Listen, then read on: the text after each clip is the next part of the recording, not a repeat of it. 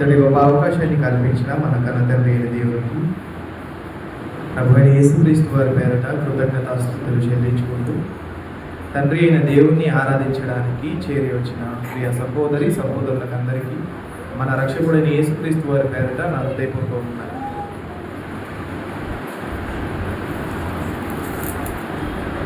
గత ఎన్నో వారాలుగా దేవుని రాజ్యంను గురించిన సత్యాన్ని ఆలోచిస్తున్నాం. దేవుని రాజ్యం అంటే ఏంటో, అలాగే ఆయన రాజ్య నివాసులుగా ఉన్నవారు చేయవలసినది ఏంటో, వీటినన్నిటినీ కూడా క్రమంగా మనం పరిశీలించుకుంటూ వచ్చాం. దేవుని రాజ్యం అంటే భోజనమును పానమును కాదు, కానీ నీతి, సమాధానము, పరిశుద్ధాత్మయందరి ఆనందమునై ఉంది. దేవుని రాజ్యము అంటే నీతి, సమాధానము, పరిశుద్ధాత్మయందరి ఆనందం. అయితే దేవుని రాజ్యము అంటే ఒక పెద్ద కోట ఉంటుంది, ఆ కోటలో సింహాసనం ఉంటుంది, ఆ సింహాసనం మీద రాజు కూర్చుంటాడు, ముందు ప్రజలు ఉంటారు, చుట్టూ మంత్రులు ఉంటారు అనే ఈ కాన్సెప్ట్లో మనం వెళ్తే ఆయన రాజ్యం మనకు అర్థం కాదు. ఆయన రాజ్యము భౌతికంగా ఉన్నది కాదు, అది ఆత్మ సంబంధమైనది.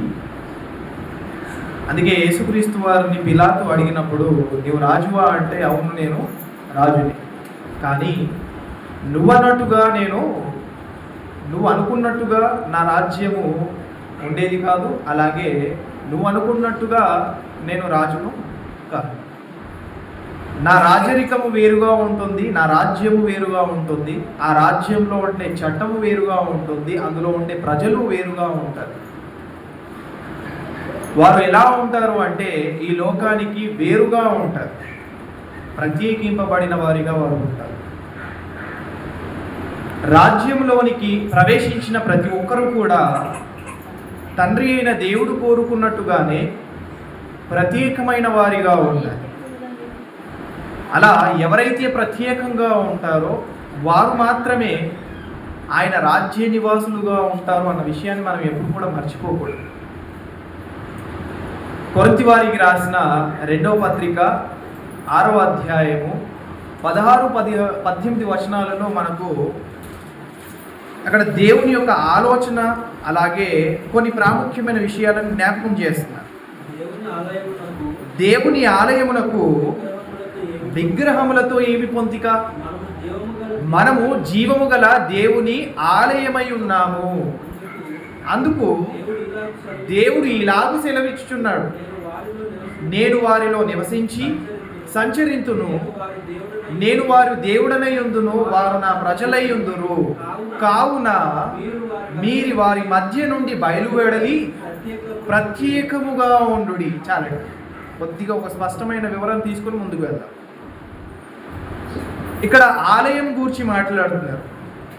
దేవుని రాజ్యము అంటే క్రీస్తు సంఘము అన్న విషయం మనకి ఎలాగైతే తెలుసో, అలాగే దేవుని రాజ్యము అనేది మరొక పేరుగా పిలువబడుతుంది. ఏంటి అంటే దేవుని ఆలయం. ఓకే, దేవుని ఆలయము అనగా క్రీస్తు సంఘము, దేవుని రాజ్యము అనగా క్రీస్తు సంఘము, అలాగే దేవుని ఇల్లు అని మనకు కనిపిస్తుంది. మనం ఆయన ఇల్లు అయి ఉన్నాము అన్న విషయాన్ని కూడా మనకు స్పష్టం చేస్తారు. అంటే ఇల్లు అన్నా, గృహము అన్నా, లేక గుడారము అన్నా, దేవుని సన్నిధి అన్నా, ఇవన్నీ కూడా దేనికి నిర్వచనాలు అంటే దేవుని రాజ్యానికి నిర్వచనాలు. అంటే ఆయా సందర్భాలలో ఆ విధంగా ఆయన రాజ్యాన్ని గూర్చి ఆయన తెలియజేశారు. ఇక్కడ ఆలయము అన్న మెన్షన్ మనకు కనిపిస్తుంది. ఆలయము అంటే మనల్ని గూర్చి మాట్లాడు. ఇప్పుడు క్రీస్తు సంఘము అంటే అది పర్టికులర్గా ఒక 4 గోడల మధ్య ఉండేది కాదు కదా. 4 గోడల గూర్చి మాట్లాడట్లేదు. దేని గురించి మాట్లాడుతున్నాడు? మానవులుగా ఉన్న మనమే ఆయన సంఘం. క్రీస్తు సంఘం అంటే ఏంటి అంటే భౌతికంగా కనిపించేది కాదు, స్పిరిచువల్గా ఎవరైతే ఆయన పట్ల లైఫ్ని కలిగి ఉంటారో వారే ఆయన సంఘంలో ఉన్నవారు, వారు ఆయన సంఘంగా పిలువబడతారు. అయితే ఇక్కడ క్రీస్తు సంఘానికే మరో పేరును ఆయన మెన్షన్ చేసి మరో విధంగా ఆ రాజ్యాన్ని గూర్చి చెబుతూ తెలియజేస్తున్న విషయం ఏంటంటే, ఇదిగో వారు నా ఆలయమై ఉన్నారు కాబట్టి ఆ ఆలయముగా ఉండవలసిన వారు ఎలా ఉండాలి అంటే, నేను వారిలో నివసించాలి కదా, నేను వారిలో సంచరించాలి కదా, నేను వారికి దేవుడిగా ఉంటాను, వారు నా ప్రజలై ఉంటారు, కావున వారి మధ్య నుండి బయలువెడలి ప్రత్యేకముగా ఉండుడి. వారి మధ్య నుండి బయలు వెళ్ళాలి అంటే ఎక్కడి నుండి బయటికి వెళ్ళాలి? ప్రత్యేకంగా ఉండమంటున్నాడు. దేని గురించి మాట్లాడుతున్నాడు ఆయన అంటే, ఈ లోకంలో ఉన్న పాపపు స్థితి ఏదైతే ఉందో ఆ పాపంలో నుండి మనము బయటికి వెళ్ళిపోవాలి. అర్థమైందా? పాపపు అనే ఈ లోకంలో మనం ఉన్నాము కాబట్టి పాపపు రహితమైన క్రియలు ఏవైతే ఉన్నాయో, పాపపు సంబంధమైన చర్యలు ఏవైతే ఉన్నాయో వాటన్నిటికీ కూడా మనం దూరముగా ఉండాలి, వాటిలో నుండి బయటపడాలి. అందుకే మనల్ని తీసుకొని వచ్చింది కూడా ఎందులో నుండి అంటే, చీకటిలో నుండి ఆశ్చర్యకరమైన తన వెలుగులోనికి ఆయన తీసుకొని వచ్చాడు కదా. చీకటిలో నుండి ఆశ్చర్యకరమైన తన వెలుగులోనికి, చీకటి అనగా పాపము, వెలుగు అనగా పరిశుద్ధత కదా. ఆ చీకటి అనే పాపంలో నుండి ఆయన ఏం చేశాడంటే మనల్ని బయటికి తీసుకొని వచ్చాడు. ఒక క్రొత్తగా ఉండే లోకంలోనికి తీసుకొని వచ్చాడు, వింతగా ఉండే లోకంలోనికి తీసుకొని వచ్చాడు, గొప్పగా ఉండే లోకంలోనికి తీసుకొని వచ్చాడు. అదే పరిశుద్ధమైన జీవితం. అయితే ఆలయాన్ని గురించి మాట్లాడుతున్నాడు. ఆలయం అంటే ఏదో కాదు, క్రీస్తు సంఘము. సో ఆ క్రీస్తు సంఘంలో ఉన్న సభ్యులు ఎవరైతే ఉన్నారో, క్రీస్తుకు సంఘముగా కనబడుతున్నవారు, పిలువబడుతున్నవారు ఎవరైతే ఉన్నారో వారందరూ కూడా ఎలా ఉండాలి అంటే ప్రత్యేకముగా ఉండాలి, ప్రత్యేకింపబడిన వారిగా ఉండాలి. అప్పుడు ఆయన రాజ్య నివాసులుగా ఉండే అవకాశాన్ని సంపాదించుకుంటారు.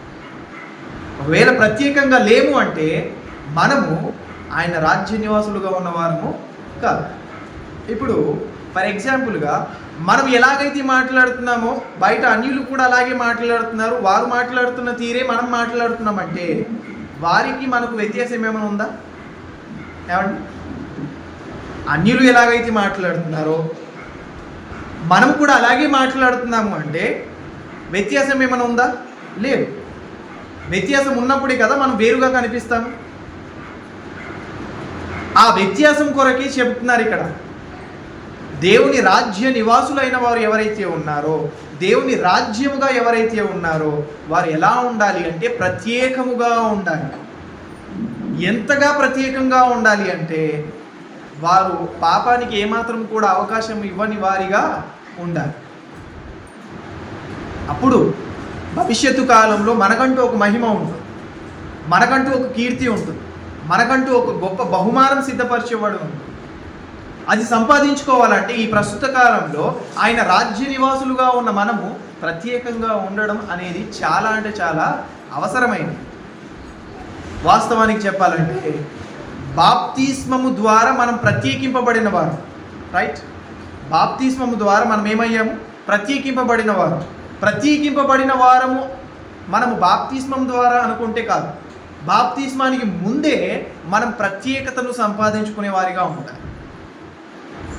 పేతురు గారు తన మొదటి ప్రసంగంలో దాన్ని చాలించిన తర్వాత చెబుతున్న మరొక హెచ్చరిక ఏంటి అంటే అపోస్తుల కార్యములు 2వ అధ్యాయము. అక్కడ కూడా ఇలాంటి పదజాలం మనకు కనిపిస్తుంది, ఇలాంటి భావనే. అపోస్తుల కార్యములు 2వ అధ్యాయము 40వ వచనం.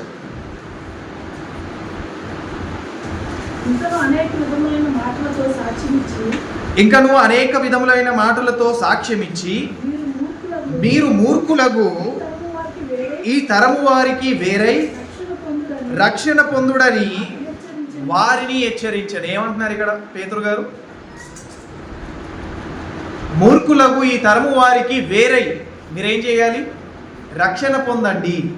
అంటే రక్షణ పొందిన తర్వాత ప్రత్యేకంగా ఉండడం కాదు, కానీ రక్షణ పొందకముందే మనం దేన్ని అలవాటు చేసుకోవాలంటే ప్రత్యేకంగా ఉండడాన్ని అలవాటు చేసుకోవాలి. దానికి ముందే, ఆ రక్షణ పొందక ముందే మనం ప్రత్యేకంగా ఉండడం నేర్చుకోవాలి. అప్పుడు మీరు రక్షణ పొందండి అంటున్నారు పేతురు గారు. ఏమంటున్నారు? మీరు మూర్ఖులకు ఈ తరము వారికి వేరై రక్షణ పొందుడని వారిని హెచ్చరించారు. రక్షణ అనేది దేని బట్టి వస్తుంది? మనకు ఏ విధమైన చర్యను బట్టి వస్తుంది? బాప్తిస్మం తీసుకోవడం బట్టే కదా మనకు రక్షణ వస్తుంది. ఇంకా దీనికి సమాధానాలు చాలా ఉన్నాను. ఇక్కడ ఉన్న సందర్భ ప్రకారంగా ఆలోచిస్తే బాప్తిస్మం తీసుకుంటే మనకు రక్షణ వస్తుంది. సో బాప్తిస్మము తీసుకున్న తర్వాత ప్రత్యేకంగా ఉండడం కాదు, కానీ బాప్తిస్మం తీసుకోక ముందే ప్రత్యేకంగా ఉన్నప్పుడు నువ్వు రక్షణ పొందగలవు. ఒకవేళ బాప్తిస్మానికి ముందు నువ్వు ప్రత్యేకంగా ఉండడం నేర్చుకోలేదు అంటే బాప్తిస్మ సమయానికి నువ్వు ఎలా ఉంటావు? ఆయనతో సహవాసం గలవాడిగా ఉంటావా? అండి, యోహాన్ గారు రాసిన మొదటి పత్రిక 1వ అధ్యాయం 7వ వచనంలో ఆయన వెలుగులో ఉన్న ప్రకారం మనమును వెలుగులో నడిచిన ఎడల అన్యోన్య సహవాసం గలవారమై ఉందుము. అయితే ఆయన వెలుగులో ఉన్న ప్రకారము మనమును వెలుగులో నడిచిన ఎడల మనము అన్యోన్య సహవాసము గలవారమై ఉందుము. అప్పుడు ఆయన కుమారుడైన యేసు రక్తము ప్రతి పాపంలో నుండి మనలను పవిత్రులుగా చేయును. అంటే బాప్తిస్మానికి ముందు అంటే రక్షణ పొందుకున్న తర్వాత దాని గురించి మాట్లాడుతున్నారా? రక్షణ పొందుకున్న ముందు మాట్లాడుతున్నారా? పొందుకోవాలంటే ఇలా చేయాలి అన్న విషయాన్ని చెప్తున్నారు. అంటే పొందుకోక ముందు విషయాన్ని జ్ఞాపకం చేస్తున్నారు. తండ్రి అయిన దేవుడు ఎలాగైతే వెలుగులో ఉన్నాడో అలా మనం వెలుగులో నడవాలి. వెలుగులో నడిస్తే అప్పుడు అన్యోన్య సహవాసం అనేది ఏర్పడుతుంది. అన్యోన్య సహవాసం అనేది ఎప్పుడైతే ఏర్పడుతుందో అప్పుడు తన కుమారుడైన యేసు రక్తము ప్రతి పాపంలోని మనం ఏం చేస్తుంది? పవిత్రులుగా చేస్తుంది. అంటే బాప్తిస్మానికి ముందు మనం చేయవలసిన పని ఏంటంటే ఆయన వెలుగులో ఉన్న ప్రకారం మనం కూడా వెలుగులో నడవాలి. అదే విషయాన్ని పేతురు గారు తెలియజేస్తున్నారు. ఏమనంటే ఇదిగో మూర్ఖులకు ఈ తరము వారికి వేరై, అంటే వేరుగా ఉండడం అంటే లోకంలో అందరూ కూడా మూర్ఖులుగా ఉన్నారు, అనగా చీకటిలో ఉన్నారు. చీకటి సంబంధులుగా ఉన్న వారికి మీరు ఎలా ఉండాలంటే వేరుగా ఉండాలి. వేరుగా ఉండడం అంటే తట్టబూట సర్దుకొని వేరే ఊరికి వెళ్ళిపోవడం కాదు, ప్రత్యేకంగా మనకంటూ ఒక ఊరిని ఏర్పరచుకోవడం కాదు. వారి మధ్యలోనే ఉంటూ మన ప్రవర్తన, మన ఆలోచన విధానము, మన క్యారెక్టర్ ఎలా బిల్డప్ చేసుకోవాలి అంటే ప్రత్యేకంగా బిల్డప్ చేసుకోవాలి. అది రాజ్య నివాసులుగా ఉండాలి అనుకున్న వారికి ఉండవలసిన ఆలోచన, లక్షణం. ఇలా ఉండి మనం ఏం చేయాలంటే ఆయన రాజ్యంలోనికి ప్రవేశించే అర్హతను సంపాదించుకోవాలి. ఏమండి? అప్పుడు ఆయన రక్తం ఏం చేస్తుంది? యేసుక్రీస్తు వారి రక్తము మనలను పవిత్రులుగా చేయదు. ఎప్పుడు? అన్యోన్య సహవాసం గలవారిగా ఉన్నాం. అన్యోన్య సహవాసం అనేది ఎప్పుడు ఏర్పడుతుంది? దేవుడు వెలుగులో ఉన్న ప్రకారం మనము వెలుగులో నడిస్తే అన్యోన్య సహవాసం అనేది ఏర్పడుతుంది. ఇది చూసిన యేసుక్రీస్తు వారు తన రక్తము చేత మనల్ని ఏం చేస్తారంటే పవిత్రులుగా చేస్తారు. అంటే బాప్తిస్మానికి ముందు విషయాన్ని జ్ఞాపకం చేస్తున్నారు. ఏమనంటే నువ్వు ప్రత్యేకంగా ఉండడం నేర్చుకోవాలి. నువ్వు ఒకవేళ ప్రత్యేకంగా లేవు అంటే నువ్వు ఎన్నిసార్లు బాప్తిస్మం తీసుకున్నా రక్షణ పొందినట్టుగా కాదు. ఇక్కడ బాప్తిస్మం తీసుకోవడమే టార్గెట్గా పెట్టుకోకూడదు. మన మనసును, మన హృదయాన్ని మార్చుకునే ఆ టార్గెట్ మనం పెట్టుకోవాలి. అప్పుడే రక్షణ అనేది మనము పొందుకోగలం. ఆ తర్వాత కింది మాటల్లో 3000 మంది వారు చేర్చబడ్డారు. అంటే బాప్తిస్మానికి ముందు ఆ హెచ్చరికను తెలియజేయడానికి గల కారణం ఏంటంటే మీరు ప్రత్యేకముగా ఉండకపోతే రక్షణ పొందలేరు. రక్షణ పొందాలంటే ప్రత్యేకంగా ఉండడం నేర్చుకోవాలి. ఇక రాజ్య నివాసులుగా అయిపోయిన వారి గురించి మాట్లాడుతున్నారు. ఆయన రాజ్యంలోనికి ప్రవేశించిన వారి గురించి మాట్లాడుతున్నారు. ఇందాక కొరింథీ వారికి రాసిన 2వ పత్రికలో చూసాం. మనం ఆలయమై ఉన్నాం, ఆయన మనలో నివసించి సంచరిస్తానంటున్నాడు. ఆయన మనకు దేవుడిగా ఉంటాడు, మనం ఆయన ప్రజలుగా ఉంటామంటున్నాడు. అప్పుడు కూడా తెలియజేస్తున్న విషయం ఏంటంటే కాబట్టి మీరు చేయాల్సింది ఏంటంటే ప్రత్యేకముగా ఉండడం. రాజ్య నివాసులుగా అయిపోయాము అన్న ఒక ఆలోచనతో ఉంటే కాదు, రాజ్య నివాసులుగా అయ్యే ఆ క్వాలిఫికేషన్ చెప్తున్నారు. ఆయన ప్రత్యేకంగా ఉన్నవారే ఆయన రాజ్య నివాసులుగా ఉంటారు. ప్రత్యేకంగా ఉండడం నేర్చుకున్న వారే ఆయన రాజ్య నివాసులుగా ఉండే అవకాశాన్ని సంపాదించుకుంటారు. కాబట్టి ఇక్కడ మనం ప్రశ్నించుకోవాల్సిన మనల్ని మనము ఏంటంటే, మనం ప్రత్యేకంగా ఉన్నామా లేదా? ఆయన రాజ్య నివాసులుగా ఉండాలి కదా. ఆలయాన్ని గురించి మాట్లాడుతున్నారు. ఆలయం అంటే ఇదిగో 4 గోడలను గురించి మాట్లాడుతున్న మాట కాదు. దేని గురించి ఆయన మాట్లాడుతున్నారు?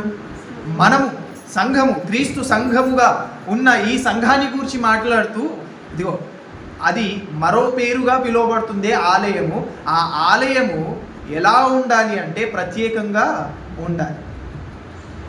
అలా ప్రత్యేకంగా ఉండాలి అని ఒక ఆలోచనతో పలు విధాలైన ఆలోచనలు వారు పెట్టుకొని, విచిత్రమైన ఆలోచనలు వారిలో ఉంచుకొని, అదే చర్చి బిల్డింగ్ని కొత్తగా కట్టడం నేర్చుకున్నారే కానీ చర్చిగా ఉన్న మనల్ని మాత్రం కొత్తగా కట్టుకోవడానికి సిద్ధపడలేదు. కాబట్టి మనం ఆలోచించవలసింది ఏంటంటే, ఆయన ఆలయముగా మనం ఉండాలి, ఆయన సంఘముగా మనం ఉండాలి, ఆయన రాజ్యముగా మనం ఉండాలి, ఆయన యాజకులుగా మనం ఉండాలి అనుకుంటే ప్రత్యేకంగా ఉండడం అనేది చాలా అంటే చాలా ఖచ్చితమైనది. ప్రత్యేకంగా లేకపోతే ఆయన రాజ్య నివాసులము కాదు. కాబట్టి దీని విషయంలో జాగ్రత్త పడతాం. ప్రత్యేకంగా ఉండడం అనేది మనం నేర్చుకుంటాం. అయితే ఆయన రాజ్యంలోనికి, అనగా ఈ ప్రస్తుత కాలంలో ఆయన రాజ్యంలోనికి ప్రవేశించే ఒక గొప్ప ద్వారమే, ఇంతకుముందు మనం ఎన్నోసార్లు ఆలోచించాము, బాప్తిస్మం అనే ఒక గొప్ప ద్వారం. ఆ ద్వారం ద్వారానే మనం ఏమవుతామంటే ఆయన రాజ్యంలోనికి ప్రవేశిస్తాం. ఆయన రాజ్యంలోనికి ఎవరైతే ప్రవేశించారో వారందరూ కూడా ఏమవుతారంటే రాజ్య నివాసులు అవుతారు. యోహాన్ గారు రాసిన సువార్త 3వ అధ్యాయము 3 నుండి 5 వచనాలలో తెలియజేస్తారు అక్కడ క్రొత్త జన్మను గురించి. యోహాన్ సువార్త 3వ అధ్యాయము 3 నుండి 5 వచనాలు. అందుకు యేసు వారితో,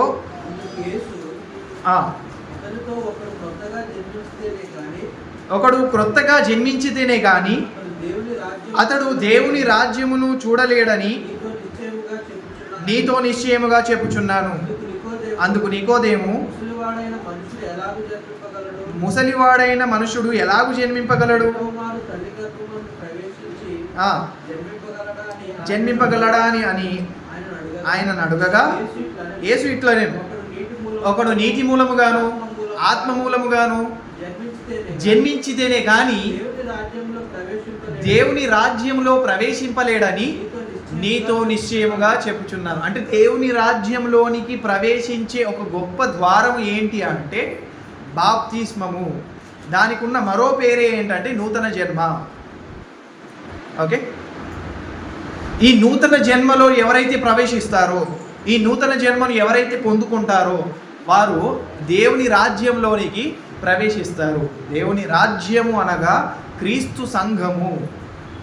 ఓకే, దీన్ని మరి పరలోక రాజ్యానికి, నిత్యత్వానికి మనం కనెక్ట్ చేయడానికి వీల్లేదు. చాలామంది ఇలాగే భావించి పొరపడ్డారు. కానీ ఇక్కడ ఏ రాజ్యాన్ని గురించి మాట్లాడుతున్నారంటే క్రీస్తు సంఘము అనే, ఈ భూమి మీద ఉన్న క్రీస్తు సంఘము అనే ఆ సంఘాన్ని గురించి మాట్లాడుతూ అందులోనికి ప్రవేశించాలి అంటే ఇదిగో ఒకడు నీటి మూలముగాను ఆత్మ మూలముగాను జన్మించాలి. దానినే క్రొత్త జన్మ అన్నారు. ఆ క్రొత్త జన్మను ఎవరైతే పొందుకుంటారో వారు దేవుని రాజ్యంలోనికి ప్రవేశిస్తారు. ఇక భవిష్యత్తు కాలాన్ని గురించి మనం ఆలోచిస్తే నిత్యత్వం, అందులో కూడా మనం ప్రవేశించాలి కదా. అందులోనూ కూడా మనం ప్రవేశించాలి అంటే ఈ ప్రస్తుత కాలంలో మనం ఏదైతే చేయాలో అది చేయడం నేర్చుకోవాలి, ఆ ప్రకారంగా మనం నడుచుకోవాలి. ఒకవేళ అలా లేకపోతే ఇక్కడ క్రీస్తు సంఘంలోనికి ప్రవేశించినంత మాత్రాన మనం పరలోకానికి వెళ్ళిపోతాం అనుకుంటే కుదరదు. క్రీస్తు సంఘంలోనికి ప్రవేశించడం ఎంతైతే ముఖ్యమో ఆ క్రీస్తు సంఘంలో నిలవడం కూడా అంతే ముఖ్యం. మనం క్రమంగానే బాప్తిస్మం తీసుకున్నాము, ఆయన రాజ్యంలోనికి ప్రవేశించారు. అయినంత మాత్రాన మనం తొలగిపోకుండా ఉంటామా? అయినంత మాత్రాన ఆయన రాజ్యంలో నుండి వెలివేయబడిన వారిగా ఉంటామా? వెలివేయబడతాము. ఎందుకు? మన అతిక్రమమును బట్టి. మనం బాప్తిస్మం తీసుకున్నాము, ఆయన రాజ్యంలో మనం ప్రవేశించాము, రాజ్య నివాసులం అయిపోయాము. మనం పాపం చేసిన తర్వాత అప్పుడు మనం ఏమవుతాము? మరలా రాజ్యంలో నుండి బహిష్కరింపబడతాం. మన ప్రవర్తనను, మన ఆలోచనను మరలా మనము నూతన పరుచుకుంటేనే కానీ అందులోనికి ప్రవేశించలేము. ఇక్కడ నేను చెప్పదలంచిన విషయం ఏంటంటే, ఇక్కడ ప్రస్తుత కాలంలో మనం ఆయన రాజ్యంలోనికి అనగా క్రీస్తు సంఘంలోనికి ప్రవేశించే వారిగా మనం ఉన్నాము, ప్రవేశించవలసిన వారిగా ఉన్నాము, ప్రవేశించాము. మరి పరలోక రాజ్యంలోనికి అనగా నిత్యత్వంలోనికి కూడా మనము ప్రవేశించే వారిగా ఉండాలి. అక్కడ కూడా ఒక ప్రవేశం ఉంది అన్న విషయాన్ని మనం మర్చిపోకూడదు. మత్తయి సువార్త 25వ అధ్యాయము 34 నుండి మనకు సందర్భం కనిపిస్తుంది. ఒకసారి జాగ్రత్తగా పరిశీలిద్దాం.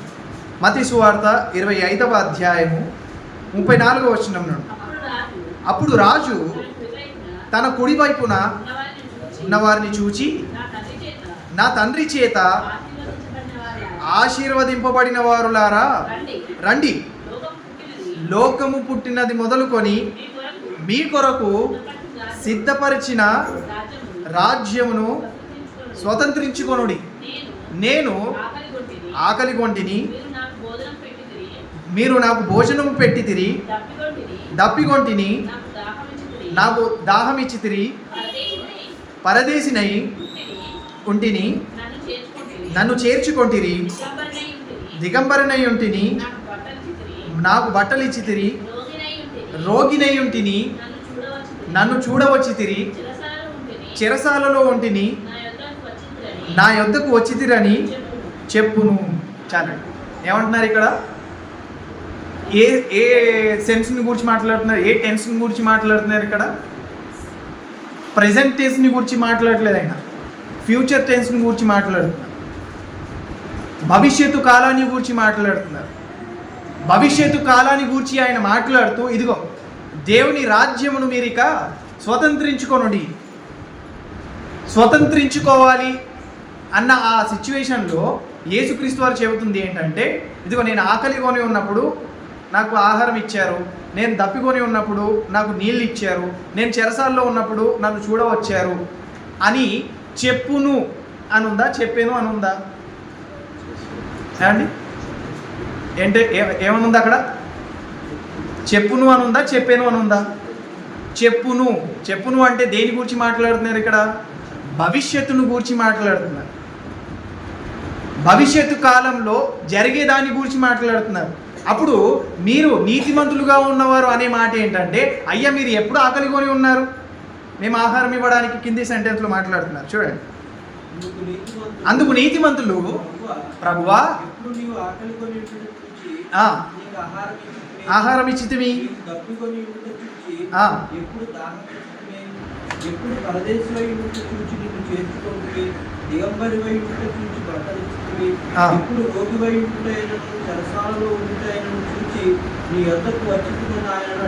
అడిగేదారు.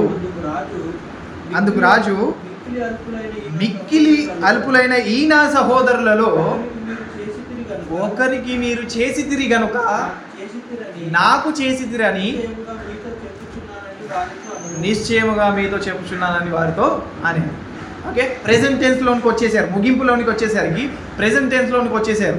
ముందు మాట్లాడుతున్న ప్రతి మాట భవిష్యత్తును గురించి మాట్లాడుతున్నారు, భవిష్యత్తులో జరిగే దాని గురించి మాట్లాడుతున్నారు. అంటే అప్పుడు దేవుని రాజ్యాన్ని మనం ఏం చేస్తాము? స్వతంత్రించుకుంటాము. ప్రవేశించడం అనేది ఎంతైతే వాస్తవమో, అక్కడ నిత్యత్వంలో ప్రవేశించడం కూడా అంతే వాస్తవం. ఆ నిత్యత్వంలోనికి ప్రవేశించే అర్హత గలవారు, అలాగే వారికి ఉండే లక్షణాలు, వారు చేసే పనులు ఎలా ఉండాలి అనేది వివరిస్తున్నారు ఇక్కడ. ప్రజెంట్ మనం చేయాలి, ఫ్యూచర్లో ఇలాంటి మాటలు వస్తాయి అని చెప్తున్నారు. ప్రజెంట్ మనం ఏం చేయాలి? ఇదిగో మిక్కిలి ఈ మన సహోదరులకు మనం ఏం చేయాలి? సహాయం చేసేవారిగా ఉండాలి. అప్పుడు వారికి సహాయం చేస్తే మనం ఎవరికి సహాయం చేసినట్టు? ఎవరికి చేసినట్టు? మన ప్రభు అయిన యేసుక్రీస్తు వారికి మనము చేసినట్టు. తండ్రి అయిన దేవుని గురించి మాట్లాడట్లేదు కదా, యేసుక్రీస్తు వారిని గురించి మాట్లాడుతున్నారు. ఆయనకు మనం చేసినట్టు అవుతుంది. సహోదరులకు మనం ఆకలి కొని ఉంటే ఆకలి తీర్చేవారిగా ఉన్నామంటే, అప్పుడు ఎవరి ఆకలి తీర్చినట్టు? మనము యేసుక్రీస్తు వారి యొక్క ఆకలిని తీర్చినట్టు. అందుకే నీతిమంతులు ఏమంటున్నారు? అయ్యా నువ్వు ఎప్పుడు ఆకలి కొని ఉన్నావు, మేము ఎప్పుడు పెట్టాము, మీరు ఎప్పుడు దాహం కొని ఉన్నారు, మేము ఎప్పుడు నీళ్ళు ఇచ్చాము, మీరు ఎప్పుడు చెరసాల్లో ఉన్నారు, మేము ఎప్పుడు చూడడానికి వచ్చాము అని ప్రశ్నార్థకంగా వారు మాట్లాడడానికి గల కారణం ఏంటంటే, అలాగని భవిష్యత్తులో అలా జరుగుతుందని కాదు, కానీ ఇక్కడ అర్థం చేస్తున్న విషయం ఏంటంటే, మీరు సహోదరుల పట్ల ప్రేమ కలిగి నడుచుకోవాలి అన్న విషయాన్ని తెలియజేస్తున్నారు. భవిష్యత్తులో మీరు అడిగేవారిగా ఇలా ఉంటారు. అప్పుడు నేను చెప్పే సమాధానం ఏంటంటే, ఇదిగో మిక్కిలి ఈ నా సహోదరులను మీరు చేశారు కాబట్టి నాకు చేసినట్టే. ఇప్పుడు ఆ రాజ్యంలోనికి ప్రవేశించాలి అంటే, ఓకే, నిత్యత్వం అనే ఆ రాజ్యంలోనికి, పరలోక రాజ్యంలోనికి మనం ప్రవేశించాలి అంటే, ఈ ప్రస్తుత కాలంలో మనం చేయాల్సిన విషయాన్ని జ్ఞాపకం చేస్తున్నారు. ఏంటంటే, మీరు సహోదరుల పట్ల ప్రేమ కలిగి నడుచుకోవాలి. వారికి చేస్తే నాకు చేస్తున్నారు అన్న విషయాన్ని మీరు మర్చిపోకూడదు. నా పేరట చేయండి, అప్పుడు నాకు చేసినట్టే అవుతుంది. అంటే యేసుక్రీస్తు వారు చెప్పదలంచిన విషయం ఏంటంటే, మీరు ప్రేమ కలిగి నడుచుకోవాలి, అప్పుడే ఆ రాజ్యంలోనికి ప్రవేశించే అర్హత సంపాదించుకుంటారు. భూమి మీద ఉన్న ఈ క్రీస్తు రాజ్యంలోనికి మనం ప్రవేశించాము, కానీ నిత్య రాజ్యంలోనికి మనం ప్రవేశించాలి అంటే చేయవలసిన కర్తవ్యాన్ని జ్ఞాపకం చేస్తున్నాం. అలాంటి ప్రేమ మనం కలిగి ఉన్న సిచ్యువేషన్లో మనం నిత్యత్వంలోనికి వెళ్ళే అవకాశాన్ని సంపాదించుకుంటాం. ఇక్కడ ప్రవేశిస్తున్నాము, అక్కడ కూడా మనం ప్రవేశిస్తాం. ఇక్కడ ప్రవేశించడం అనేది ఎంతైతే ముఖ్యమో, అక్కడ కూడా ప్రవేశించడం అనేది అంతకంటే ఎక్కువ ముఖ్యం. కానీ ఇక్కడే ఒక పాయింట్ ఉంది. ఏంటి అంటే, ఈ రాజ్యంలోనికి ప్రవేశించని వారు ఆ నిత్య రాజ్యంలోనికి ప్రవేశించే అర్హత గలవారు కారు. మళ్ళీ చెప్తున్నాను, ఈ రాజ్యంలోనికి ఎవరైతే ప్రవేశించలేదో, అనగా క్రీస్తు సంఘముగా ఉన్న ఇక్కడ ప్రస్తుత కాలంలో భూమి మీద కనిపిస్తున్న ఆయన రాజ్యము అనగా క్రీస్తు సంఘము, అందులోనికి ఎవరైతే ప్రవేశించలేదో వారు నిత్య రాజ్యంలోనికి ప్రవేశించే అర్హత గలవారు కాదు.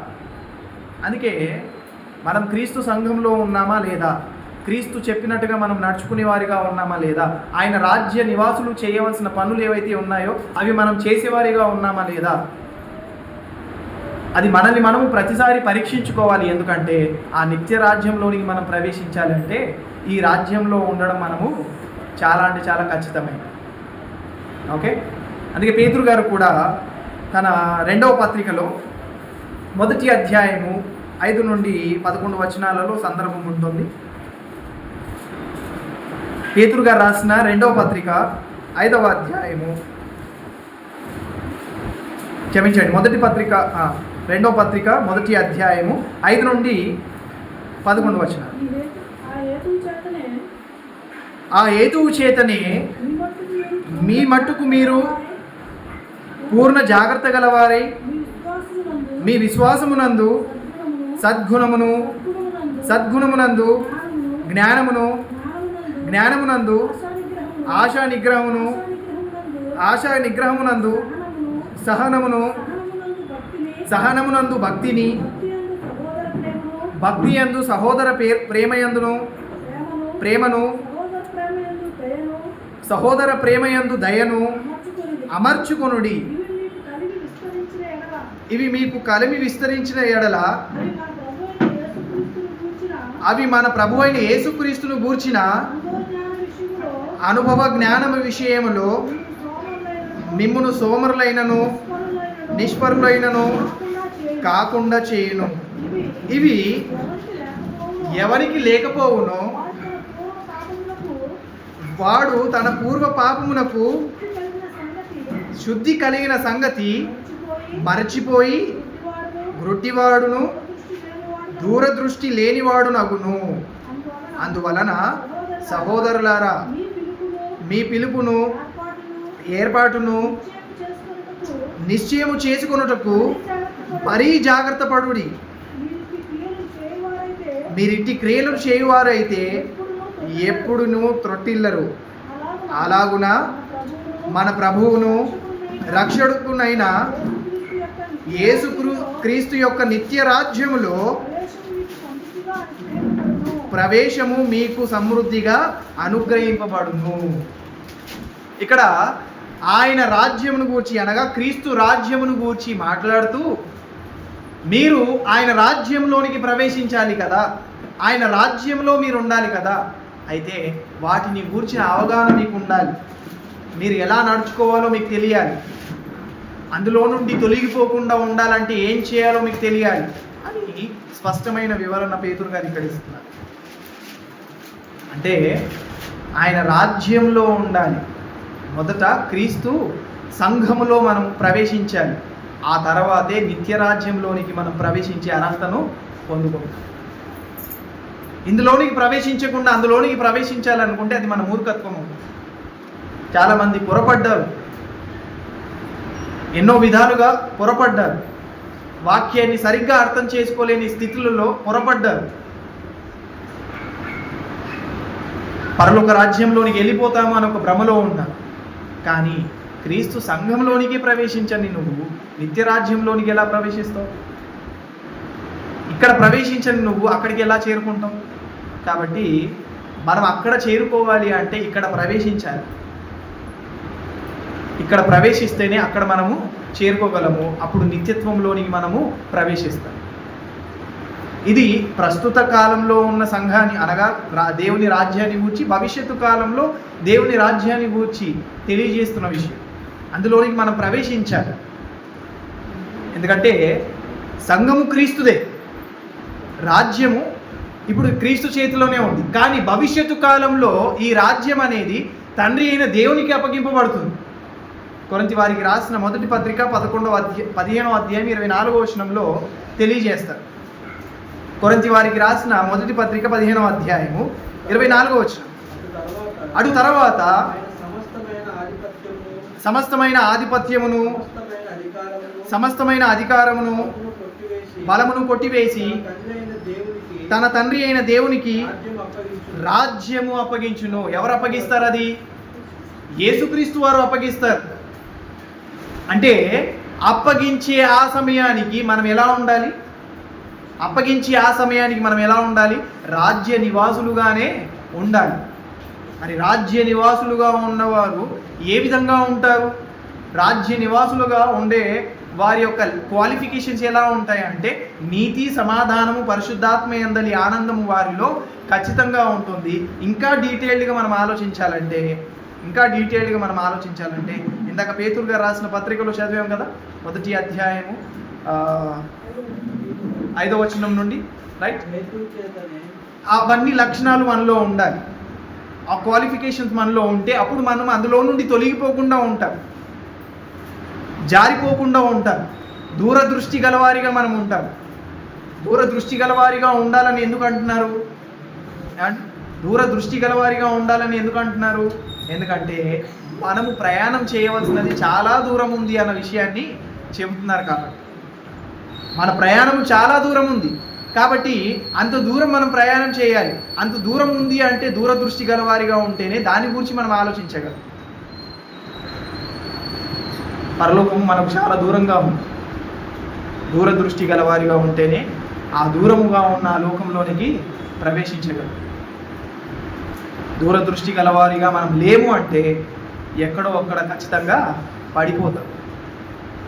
అలా దూరదృష్టి గలవారు ఎవరై ఉంటారంటే ప్రత్యేకంగా ఉన్నవారే దూరదృష్టి గలవారిగా ఉంటారు. లోకస్తులు అలాగే ఉన్నారు, క్రీస్తు సంఘంలో ఉన్నవారు కూడా అలాగే ఉన్నారంటే దూరదృష్టి గలవారిగా ఉన్నారనా అర్థం, లేదంటే దూరదృష్టి గలవారిగా లేరు అని అర్థం. ఏమంటే దూరదృష్టి గలవారు కాబట్టే కదా ఆ రాజ్యమును గూర్చి ప్రయాసపడతారు. దూరదృష్టి లేకపోతే ఆ రాజ్యం గురించి ప్రయాసపడతారా? ఆ రాజ్యాన్ని చేరుకోవాలని ఒక ఆలోచనతో ఉంటారా? ఉండదు. ఎందుకంటే దూరదృష్టి లేదు కాబట్టి మనం ఎప్పుడు కూడా ఆయన రాజ్య నివాసులుగా ఉండడానికి ప్రయాసపడాలి. ఆయన రాజ్య నివాసులుగా ఉండడానికి మనల్ని ఆయన పిలిచాడు. అదే చెప్తున్నారు కదా పేతురు గారు రాసిన పత్రికలు. ఒకసారి కన్ఫర్మ్ చేసుకొని ముందుకు వెళ్దాం. 10వ వచనం, పేతురు గారు రాసిన 2వ పత్రిక మొదటి అధ్యాయం 10వ వచనంలో, అందువలన సహోదరులారా మీ పిలుపునకు ఏర్పాటును నిశ్చయము చేసుకొనుటకు మరీ జాగ్రత్త పడుడి. అంటే మనం పిలువబడ్డాం, ఆ పిలువబడిన దానికి ఏర్పరచబడిన వారిగా మనం ఉండాలి. ఆ ఏర్పరచబడిన వారిగా మనం ఎప్పుడైతే ఉంటామో అప్పుడే మనం నీతిమంతులుగా తీర్చబడతాము. నీతిమంతులుగా తీర్చబడిన మనము మహిమపరచబడే వారిగా ఉంటాము. దాన్ని మనం ఏం చేసుకోవాలంట? కన్ఫర్మేషన్ చేసుకోవాలి, నిశ్చయం చేసుకోవాలి, ఖచ్చితమై ఉండాలి. అది దేవుని అనాది సంకల్పంలో మనం అందరము కూడా ఏ లోకం నుండి అయితే వచ్చామో ఆ లోకానికి తిరిగి చేరుకోవాలనేది తండ్రి అయిన దేవుని సంకల్పం. ఆ సంకల్ప ప్రకారంగానే మనం ఏం చేయాలి? నడుచుకోవాలి. రోమియోలకు రాసిన పత్రిక 8వ అధ్యాయము 29-30 వచనాలలో మనకు తెలియజేస్తారు. రోమియోలకు రాసిన పత్రిక 8వ అధ్యాయము 29-30 వచనాలు. ఎందుకనగా తన కుమారుడు అనేక సహోదరులలో జ్యేష్ఠుడగునట్లు దేవుడు ఎవరిని ముందు ఎరిగెనో వారు తన కుమారుడితో సారూప్యము గలవారగుటకు వారిని ముందుగా నిర్ణయించాడు. మరియు ఎవరిని ముందుగా నిర్ణయించానో వారిని పిలిచాను. ఎవరిని పిలిచానో వారిని నీతిమంతులుగా తీర్చాను. ఎవరిని నీతిమంతులుగా తీర్చానో వారిని మహిమపరిచాను. అదని భవిష్యత్తును గూర్చి చెబుతున్నారు ఇక్కడ. ఆయన వారిని మహిమపరుస్తాడు. ఖచ్చితంగా వారు మహిమ గలవారిగా ఉంటారు. ఎవరైతే నిర్ణయింపబడ్డారో వారు పిలువబడ్డారు. పిలువబడిన వారు ఎవరైతే ఉన్నారో నీతిమంతులుగా తీర్చబడతారు. పిలువబడ్డానికి నీతిమంతులుగా తీర్చబడ్డానికి మధ్య ఒక ప్రాముఖ్యమైన పాయింట్ ఉంది. ఏంటి అంటే పిలువబడ్డం గొప్ప కాదు, ఏర్పరచబడ్డము గొప్ప. ఎందుకంటే యేసుక్రీస్తు వారే చెప్పారు, పిలువబడిన వారు అనేకులు, ఏర్పరచబడిన వారు కొందరే. అంటే ఆ కొందరు మాత్రమే ఎందులోనికి ప్రవేశిస్తారు? నిత్యత్వంలోనికి ప్రవేశిస్తారు. ఆ కొందరిలో మనం ఉండాలి అంటే ఆ కొందరిలో ఏవైతే లక్షణాలు ఉండాలో ఆ లక్షణాలు మనలో ఉండాలి. వారు ఎలాగైతే ప్రవర్తించారో అలాంటి ప్రవర్తన మనం కలిగి ఉండాలి. వారు ఎలాంటి పనులైతే చేశారో అలాంటి పనులు మనం చేసిన వారిగా ఉండాలి. అందుకే 10వ వచనంలో ఏమని చెప్తున్నారు పేతురు గారు? 2వ పత్రిక 1వ అధ్యాయం 10వ వచనంలో, మీరు అందువలన సహోదరులారా మీ పిలుపును ఏర్పాటును నిశ్చయము చేసుకొనుడు. ఏం చేయాలంట? పిలుపును. ఆయన పిలుపునిచ్చాడు. తన సువార్త వలన మనకి ఏం చేశాడు? పిలుపునిచ్చాడు, ఆహ్వానం ఇచ్చాడు. అయితే ఆ పిలుపునకు మనం లోబడి వచ్చాము. తర్వాత మనం చేయాల్సింది ఏంటంటే ఏర్పరచబడిన వారిగా ఉండాలి. ఆ ఏర్పరచబడిన ఆ సంఖ్యను మనం ఏం చేయాలంటే, ఆ జాబితాను మనం ఏం చేయాలంటే నిశ్చయం చేసుకోవాలి, కన్ఫర్మేషన్ చేసుకోవాలి. అలా ఎప్పుడైతే కన్ఫర్మేషన్ చేసుకుంటామో అప్పుడు నీతిమంతులుగా తీర్చబడతాము. నీతిమంతులుగా తీర్చబడిన మనము మహిమను సంపాదించుకునే వారిగా ఉంటాం. ఇది భవిష్యత్తు కాలంలో జరగవలసినది, ఆయన రాజ్యంలో జరగవలసిన దాని గురించి చెప్తున్నారు. ఈ ప్రస్తుత కాలంలోనే మనం చేయవలసినది ఏదైతే ఉందో అది చేస్తేనే భవిష్యత్తులో ఆయన నిత్య రాజ్యం అనేది ఏదైతే ఉందో ఆ రాజ్యంలోనికి ప్రవేశించే అర్హతను మనం పొందుకుంటాం. ఈ రాజ్యంలోనే మనం పర్ఫెక్ట్గా లేమంటే ఆ రాజ్యంలో పర్ఫెక్ట్గా ఉంటామా? ఏమండి? క్రీస్తు సంఘంలోనే మనం పర్ఫెక్ట్గా లేమంటే నిత్య రాజ్యముగా ఉన్న పరలోక రాజ్యంలో మనం పర్ఫెక్ట్గా ఉంటామా? అపవాది ఎలాగైతే దూతగా ఉన్నప్పుడు దురాశ కలిగి ఉన్నాడో మనం కూడా అలాంటి పొరపాట్లే చేస్తాం. కానీ వాస్తవానికి అలాంటి అవకాశం మాత్రము ఉండదు. ఎందుకంటే నీతిమంతుల సభలో పాపులు నిలవలేరు. వారికి అక్కడ అవకాశమే ఉంటుంది.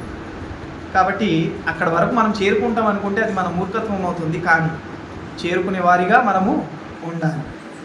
అది మనకి ఇవ్వబడిన పెద్ద టాస్క్. ఈ టాస్క్ని మనం ఎప్పుడైతే కంప్లీట్ చేస్తామో అప్పుడు గొర్రెలను మేకలను ఆయన వేరు చేసి గొర్రెలను ఆయన నిత్యత్వంలోనికి తీసుకొని వెళ్తాడు. ఆయన రాజ్యాన్ని అనగా క్రీస్తు సంఘముగా పిలువబడుతున్న దేవుని రాజ్యాన్ని యేసుక్రీస్తు వారు ఏం చేస్తారంటే తండ్రి అయిన దేవునికి అప్పగిస్తారు. అలా మనం చేయాలి. అలా ఆ రాజ్య నివాసులుగా మనం ఉండాలి. యేసుక్రీస్తు వారు తండ్రి అయిన దేవునికి మనల్ని అప్పగించేవారిగా ఉండాలి. ఆ జాబితాలో మనం ఉండాలంటే మనము ప్రస్తుత కాలంలో చేయవలసినవి ఏవైతే ఉన్నాయో అవి మనం చేయాలి. ఈరోజు మనం కేవలం ఒకటే పాయింట్ ఆలోచించాము. ఏంటి అంటే మనము క్రీస్తు సంఘంలోనికి ప్రవేశించకుండా పరలోక రాజ్యంలోనికి ప్రవేశించలేము. ఆయన రాజ్య నివాసులుగా ఉండకుండా పరలోక రాజ్యంలోనికి ప్రవేశించలేము. రాజ్య నివాసుడికి ఉండవలసిన లక్షణాలు ఏవైతే ఉన్నాయో అవి మనం కలిగి లేకుండా పరలోక రాజ్యంలోనికి ప్రవేశించలేము. ఇది నేటి దేవుని రాజ్యము, రేపటి దేవుని రాజ్యమే పరలోక రాజ్యం. దానికి ఉన్న మరో పేరే నిత్య లోకము, నిత్య జీవం. ఆ లోకంలోనికి మనం ప్రవేశించాలంటే ఈ లోకంలో ఉన్నప్పుడే క్రీస్తు సంఘంలో ఉండేవారిగా మనం ఉండాలి. వారు మాత్రమే అంత్యదినమున లేపబడతారు. కాబట్టి దాని విషయంలో జాగ్రత్త పడదాం. తర్వాయి భాగంలో మనము దేని విషయంలో జాగ్రత్త కలవారిగా ఉండాలి, దేని విషయంలో మనము శిక్షణను సంపాదించుకోవాలి. ఎందుకంటే రాజ్య నివాసులం కదా, రాజ్య నివాసులుగా ఉన్న వారికి ట్రైనింగ్ ఉంటుంది, తర్ఫీదు అంటారు. ఆ ట్రైనింగ్ ఎవరైతే కంప్లీట్ చేస్తారో కొన్ని లక్షణాలను వారు సంపాదించుకుంటారు, కొన్ని క్వాలిఫికేషన్ సంపాదించుకుంటారు. అలా సంపాదించుకున్న వారే భవిష్యత్తు కాలంలో కూడా ఎలాంటి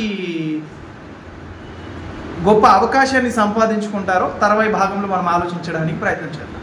కాబట్టి జాగ్రత్త పడదాం, ఆయన రాజ్య నివాసులుగా ఉండడానికి ప్రయాసపడదాం. కళ్ళు మూసుకొని ప్రార్థన చేసుకొని ముగించుకుందాం. మహోన్నతుడమైన మా కల తండ్రి, దేవ పరిశుద్ధుడా, మమ్మల్ని ప్రేమించి మాకు ఇచ్చిన ఈ గొప్ప అవకాశాన్ని బట్టి మీ కృతజ్ఞత తండ్రి.